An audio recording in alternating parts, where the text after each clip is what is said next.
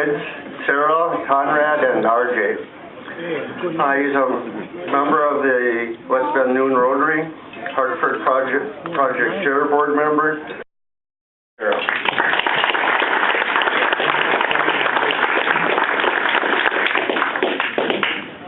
Okay, thank you very much for that introduction, Mike.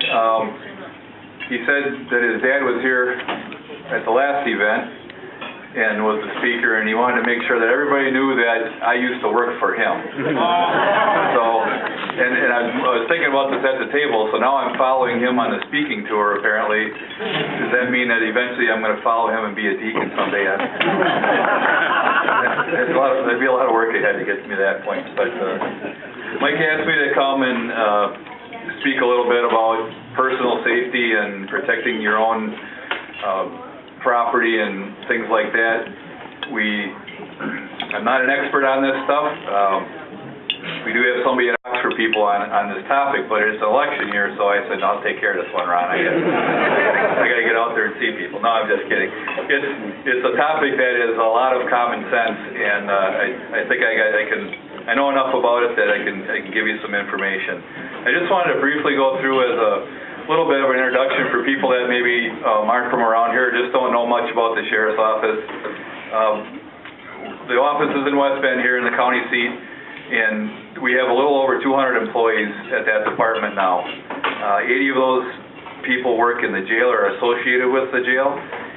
100 of those people are with what's called our operations division. That's the deputies who do the patrol, the communications officers positions, our detectives, all of those. There's part-time deputy positions also. And then there's about 17 support positions, I'll call them, and I'll include myself in that group, and one person who does the IT in the department, an accounting person, and then 12 of them are administrative positions, people who type up our reports and deal with the public at the counter and things like that.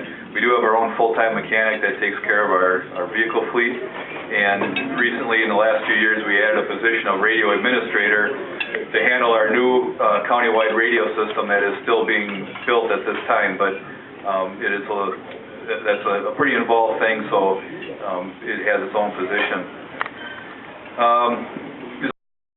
You probably got many emails that show up from somebody that says, I missed you, or something like that. I mean, and you open it up, and it is a person who starts giving you a lot of compliments and saying they were referred to you because you're a great person, and they have now come into a great deal of money in their home country, or something like that. And there's this huge figure of, $24 million in U.S. dollars or something. And you read further down, and in the end, what they're asking you to do is provide, be a partner so that this money can get freed up from a bank somewhere or something, and provide them with your bank account numbers so that they can deposit your share of this money into your accounts. Well, what they're really after is your bank account numbers, because there would be ways of trying to get your money out of your bank accounts through your bank, and doing it all.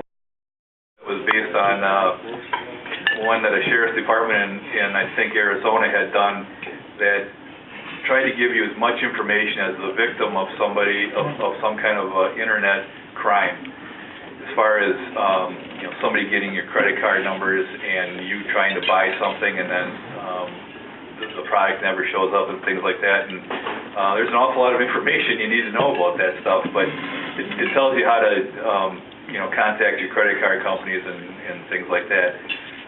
If you needed one of those, or would even like to just read through it someday, just stop in our office and we can get a packet to you. But there are many ways that you can lose your money and get in trouble on the internet trying to buy things, and it is, I think, more and more common that people are doing it.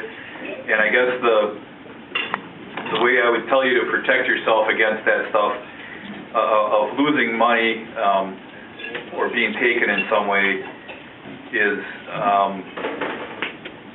using, if you use things like a company's website that you have dealt with before, lose their shirts and those things a lot, because people will break into somebody's house today, they'll steal their cameras and their jewelry, and then they'll put it on Craigslist tonight, and tomorrow you're looking at it thinking, wow, that's a great deal for that camera. I've been looking for that for months, and it's half as much as what I've been finding. And next thing you know, you send the person the money, and no camera ever shows up at your house. And you can bet the other people who are looking at Craigslist every day after there's a burglary is the cops. We find stuff on there for sale all the time that's taken from somebody else. It's just it all comes down to how fast somebody can turn that property over. But it's a place to be careful now. There's certainly legitimate things on Craigslist and those kinds of sites. There's no doubt about it. I just found a motorcycle for my son in West Bend not too long ago by going on Craigslist, and then eventually, that person provided a phone number. I called them. They told me where they live. Their house exists. They're there. I get there. The bike is there. So you're not. There's nothing defrauding about that. You're not going to get taken in that way. The other thing I'll tell you about, just protecting your credit cards is on the back. It always wants you to sign. You can sign on there that says CID. So you don't put your real signature on there, so that if you ever lost that card and somebody grabbed it, and the clerk who's ever is not doing things right, and they're not looking for ID, they're not checking your signature against the card and stuff like that. If you write CID on there, then the clerk is supposed to ask you to see your driver's license or some other form of ID to prove that you're the one with that card. And you can do that. It's not,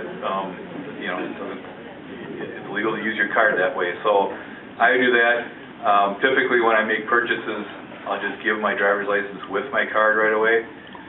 It kind of, that they should be asking for it, so you just do it and there it is.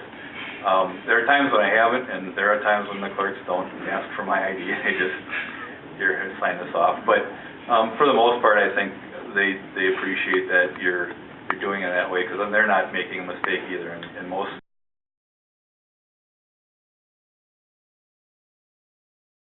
giveaway. John, you're in charge of that. In the meantime, I hope the steaks were done to everybody's satisfaction. If not, would they have the cooking